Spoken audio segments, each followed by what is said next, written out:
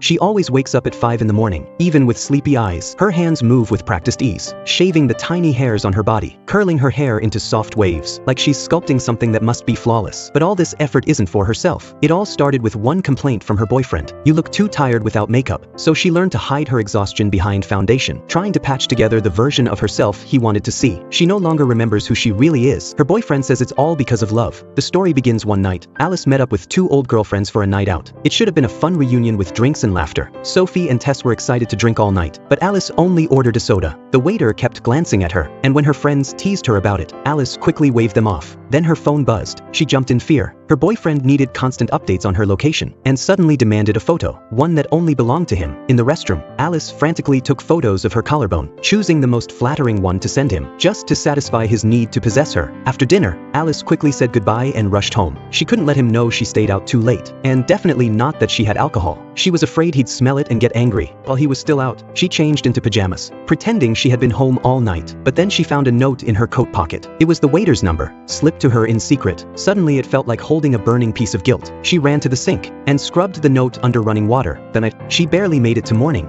dawn, she stood in front of her mirror and began her daily transformation. By the end of it, she looked beautiful, but each step was part of losing herself. Her boyfriend promoted a low-sugar lifestyle, so Alice didn't dare touch sweets. Ironically, that rule only applied to her. He still enjoyed desserts with zero guilt. That morning, while he stepped out to get breakfast, Alice stood by the window, taking a deep breath. A few days later, she planned a short getaway with her girlfriends, but she didn't have the courage to tell her boyfriend the truth. Instead, she lied and said it was a work trip. I think you could do better than that. A few casual words were enough to belittle all her effort and career, but sadly, Alice didn't realize her boyfriend was the problem. She thought maybe she was the one at fault. That evening, Alice went with him to his art gallery opening. She invited her friend Sophie to come support. Sophie asked if she'd told him about the vacation, but the truth was, Alice didn't have the guts to tell him. She stuck to the lie about a business trip. Later that night, while he was asleep, Alice hid in the bathroom alone. Tomorrow, she would sneak away with her friends for a few days. Her anxiety surged again. She started twisting her hair around her finger, doing it over and over. Finally, the day of the trip arrived. Alice had taken time off as planned, and the three of them drove off to a quiet countryside cottage. For once, a real smile returned to her face. But good moments never last. The sound of a text message pulled her right back to reality.